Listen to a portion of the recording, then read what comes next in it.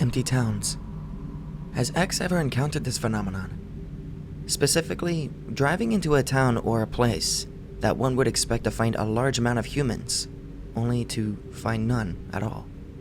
I had this happen a few years ago when I went with my family to Hawthorne, Nevada. It was a Saturday afternoon, and the town had a population of 3,000 people, which is small, but surely one would see a single person. We were looking for restrooms. The McDonald's was closed, the stores were closed, the casino was closed, the hotels were closed. We settled on using public restrooms in a park that we had found. The women's restroom had shit smeared everywhere, even the doorknob on the other side. It was absolutely disgusting, and I'm glad nobody touched it. The men's room was a good bit better, but still very unclean, but we all used it. After we finished, we returned to the car. Music started playing from the speakers around town, and we gunned it all the way out of town, and didn't slow down for like 20 miles. There weren't even other cars on the road.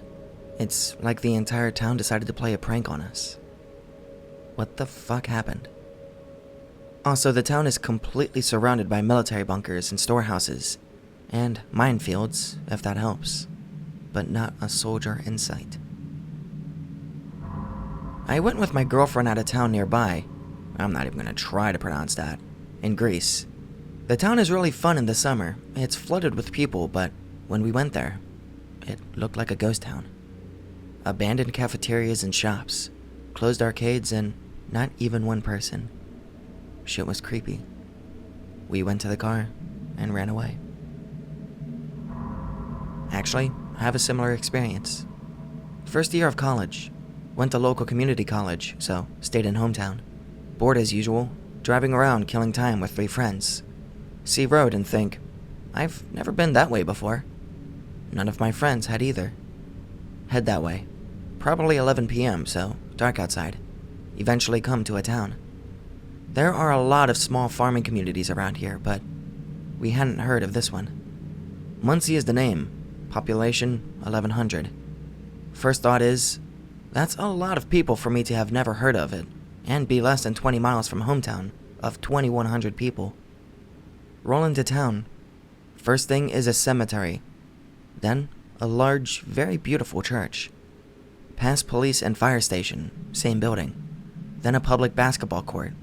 We get to a 4-way intersection which seems to be the middle of town, and just stop to talk about how this town could have possibly been unknown to us. 3 of the 4 of us have lived in the area our entire lives, and the 4th had been there for almost 10 years. At this point, we notice there are no lights on, anywhere. Even streetlights were off. Then we notice we haven't even seen a car, either on the road or parked in the town. It was like the town was evacuated. Not one house had a light on or a car outside. On the main road, we passed 40 to 50-ish houses, and could see down the side roads because the moon was fairly bright that night. Not one single fucking person. Leave the town, vow to come back the next day. Next day we go back, and our jaws fucking drop. Cars everywhere. Almost every driveway had one. Probably 20 kids playing basketball. Turns out there were multiple courts. People are mowing lawns, there are city workers painting the curbs, women jogging. We couldn't believe our eyes. There was more happening there than there was in our own hometown. Why in the fuck have I not heard of Muncie before? Ask other friends. Not one of them had heard of it. Never went back. Something about it creeped me out even when there were people there. Something I wanted to mention but couldn't because of the character limit. Sporting events. The town had a school and a football field. Our town had 2,100 people, and we were in the same conference as every school in the area, with less than 5,000 in their town. We played schools that are farther away, and even in the same direction. One town, Homer, was about 35 miles away from my town, in the same direction. So Muncie would have been between us and Homer. For them to have a football team, and us not know about it, is ridiculous. The only possible way that works is if they only scrimmage themselves and never actually play a game. Not sure if you've ever heard of reality glitches. If you frequent X often, you should know what I mean. There's a particular type of glitch that has been often reported, which is exactly what you described. It's like logging onto an online game server with no players. Seems like some people in this thread don't understand that, depending on the time of the day, most small towns are pretty dead. I grew up in a small town of less than 1,000 people, and if it weren't for the dive bar and the only all-night gas station that exists for 15 miles in any direction, there wouldn't be anyone on the streets in the evening, or especially on Sundays. Muncie Guy's story is a little strange because of the football field though. Maybe they don't have a team anymore because equipment and insurance costs don't justify it for such a small school. And maybe they just maintain the field for phys ed. Had something similar happen on the way home from Niagara Falls in January of '02. Me, my friend, and our girlfriends were somewhere in New York on our way back to Maryland driving through a snowstorm. We were in need of gas and pulled off into a town. It was around 11 p.m. and there wasn't one light on. Not even a street light. The stoplights were working, which meant the town definitely had power. We drove around for 15 minutes and finally found a gas station that looked like one of the places that should be open 24/7, and that too was closed. On our way out of town, there was one person in a wheelchair just sitting at a corner, staring off into space. To this day, when me and my friend talk about it, it still creeps us out. Only once. Be 1996 to 1998. Live in middle of Tennessee. Bro goes to live with a buddy and his mom in Kentucky for a while. Breaks into a YMCA or some shit one night. Gets in trouble. Buddy's mom says, come get him. We start driving. Get there around noon. Pick him up. He tells me and our other brother about taking a shit in the pool. Fuckers all talk. I take a nap. Wake up an hour later. Car is stopped. Just me and my bros in it. What the fuck, friends? That JPEG. We're out of gas, and mom left her wallet at home. She's in the church trying to get some gas money. Probably blowing the preacher.kek. We have a good laugh. Suddenly, realize we're the only car around. Streets are completely carless. Noon on a fucking Saturday. That's shopping day in the South. No cars. Mom comes running out of the church. Gets in car. Doesn't say anything. Drives until she's clear of town, and we're running on fumes. Didn't see a single car or person anywhere during the drive. Nearly has to coast into a gas station. Fill up. Grab drinks. On the road again. It's weird, but none of us seemed to want to talk about it. I had the urge, and it just went away. I could tell they were thinking about it, though. We rode in silence back to Tennessee. I asked my mom what happened when I flew back for a visit in October. She had no idea what I was talking about. My brother, the one who had to be picked up, didn't remember the town either. He's the one that cracked the joke about her blowing the preacher. My younger brother, who's been a heavy weed smoker since childbirth, remembers every detail. Even a sign over the church that said, "All who wait, enter here." Wish the fuck that smartphones had been around back then. I do know it was somewhere between Tennessee border and Pikeville, Kentucky. And that's fucking it. Mom comes running out of church, gets in car, doesn't say anything. Bro, she robbed a donation box for gas money. Be Brit friend. Have long distance girlfriend. Visit her during summer. Small town in Missouri. She falls asleep early. I go for a walk. Nobody around. Walk into town. Still nobody. Keep walking. See cop car. Walk more. Same cop car. What the fuck is happening? JPEG. It took walking to the main strip with the fast food places until I saw anyone else. This was, however, a Sunday evening in a college town during summer break, so I guess it's not that paranormal. Pretty cool though, even if the police were making me paranoid. My story doesn't quite fit parameters, but it is similar. I live in Oklahoma and there's a small town next to Miami known as Pitcher. It was a great mining town until lead entered the water supply through huge piles of chat.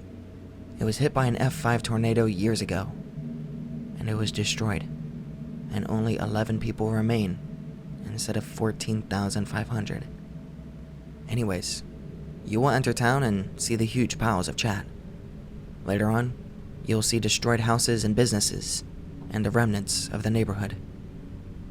1 week after the tornado hit, half of the population left, and the rest simply left without packing anything. I live in Tomball, Texas, and around midnight and after, nobody is ever out driving. Mostly everything is closed by then because it's a shit town, with just a Walmart and every fast food place you can think of on one street. But there's always cops out. Fuck Tomball cops. They just tailgate you until you swivel an inch, and then they pull you over for swerving. Small town cops, man.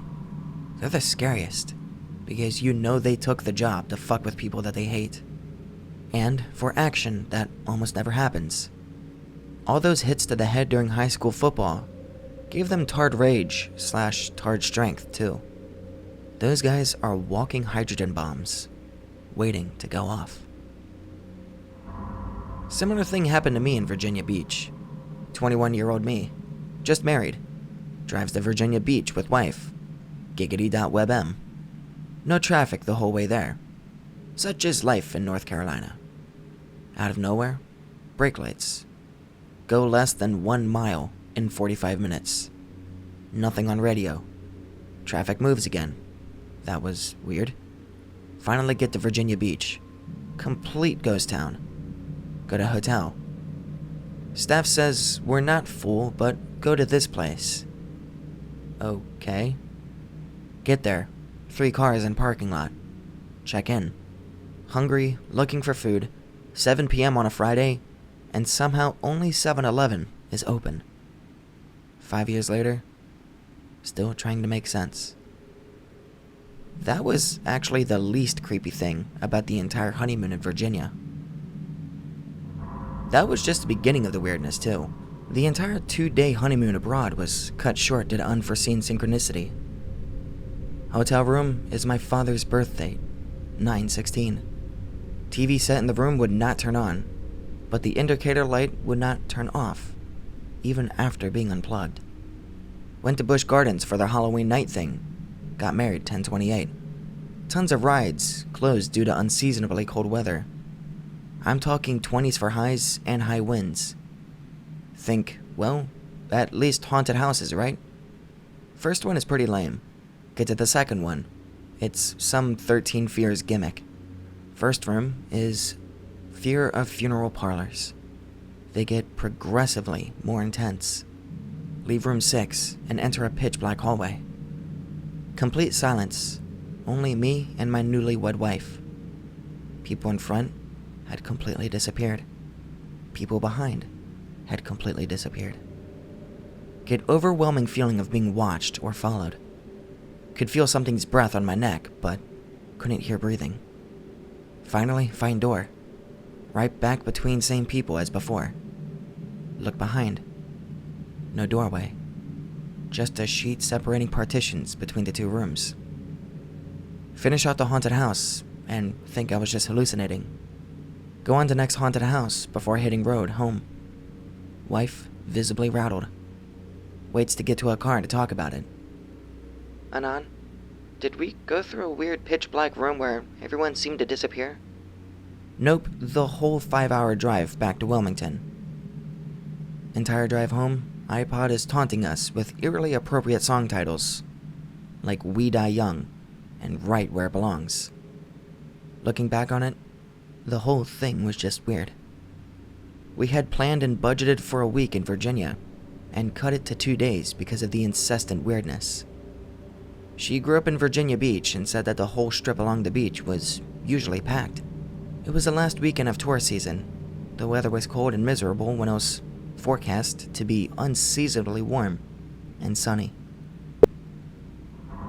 In 2005, I was on a road trip with my buddy across Canada, but we decided to take the northern route through the prairies.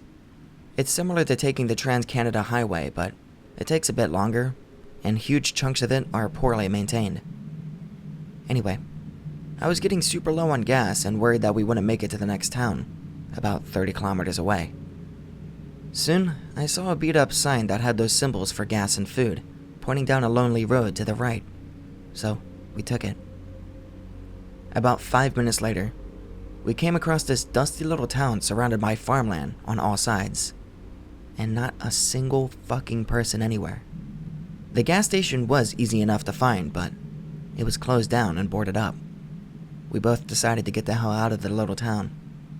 And luckily, made it to the original destination before running out of gas. Driving cross-country to visit family. Stop at a gas station. It has one of those maps of local areas. Small town a few miles out of the way. Figure I've been driving for too long and could use some relax time. I get there, and the place is fucking deserted. Odd mix of white trash and ghost town. Some houses and shops are boarded up and beat down. Others look like they literally just got walked away from. Get a spooky vibe. It has some forest areas around it that had started to grow back. Get the I'm being watched feeling, and I just leave. A mile outside of town, a state trooper stops me. Tell him where I'm going, and I just stopped back there for the hell of it.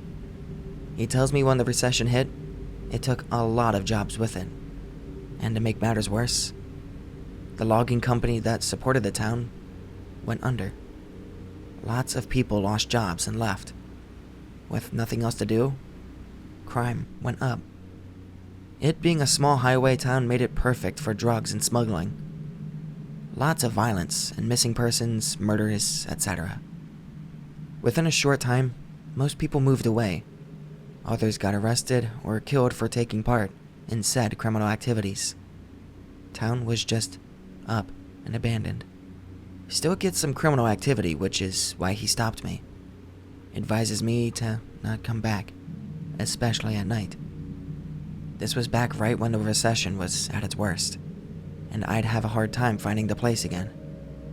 It was in Georgia, but with some small Mayberry hole in the whole town that couldn't have had more than a few hundred people. I would like to go back and explore it one day, if my lazy ass could be bothered. I've got a strange story now. Be me. Around 2002. Brazilian. That's it. That's the end of the story. That's scary as hell. Going on a trip to another state. 3-day trip on car. I'm 13. 10 p.m. Night. Dad is still driving to nearest city to find a hotel. Still driving. We can see a city nearby. Totally dark. Feel uneasy. Dad thinks it's a good idea to spend our night in there. Mother and me disagreeing. He still goes for it. City is dark as hell. Can't see shit. Just some 10 lights on the street. Completely empty. No soul alive. We drive around the city for 10 minutes trying to find an inn or somebody. There is a house, open, with an old woman in the yard drinking some tea. Dad stops at her house. He goes out and asks for some information. My mom and me stays in the car. We wait until he comes back. Mom's in her phone. She dials to her friend. No signal. Damn. I start looking through the car windows, looking for spoopy stuff. Everything is dead. Dad comes back. Old lady said the town got evacuated by something. There is no one there except her. We will continue the voyage. Still spooked by the lack of lights in the city. Looks back at the lady's house. She is on foot, holding the teacup at my direction. Lights go out. I still cannot sleep well thinking about that night. I can't remember the city name though.